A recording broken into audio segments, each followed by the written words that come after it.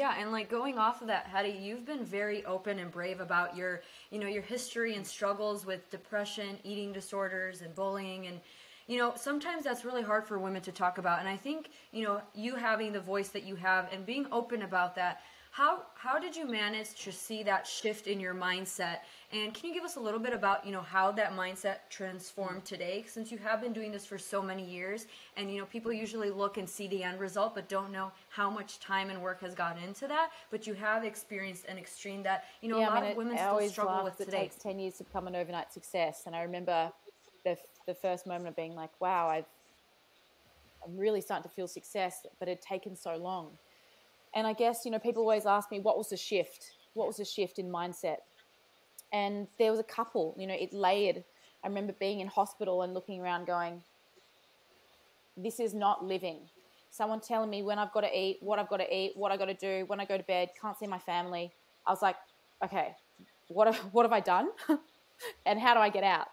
And so that was like and also like, It was like, okay, there's so many women suffering. I'm strong enough to suffer, but these girls aren't, because they'd been in and out of hospital for 7 years. And I was like, okay, what do I have to do to help these women? And I was like, well, I've got to be the change I wish to see. I remember thinking it so vividly, going, all right, okay, shit, how do I get out of here? How do I do this thing? How do I help people? That was like the first layer.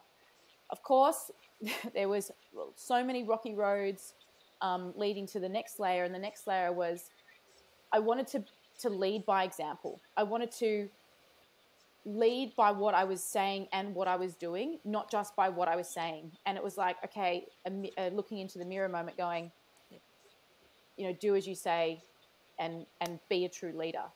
And I was really lucky that at that time, my boyfriend at the time, he was super supportive, incredibly caring, and he really worked with me on that. And my family, amazing supporters.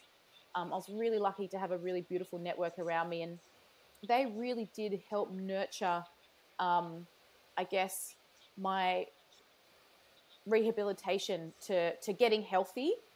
But it's, anorexia is, while it's very much, we focus on the physical, it's the mental, and the mental drags along for a period of time.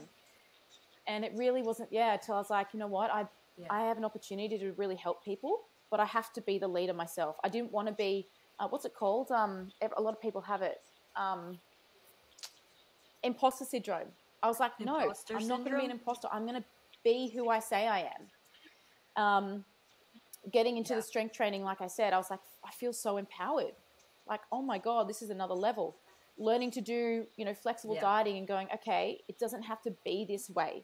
How do I look at food as neutral, right? Being like, okay, if I want to do this thing, if I want to be an athlete, because that's what I said I wanted to be, how would an athlete treat themselves? And it really was working on my mindset and going, who do I have to become? What qualities, what personality traits, what characteristics do I have to embody right at this moment to become the person I want to be?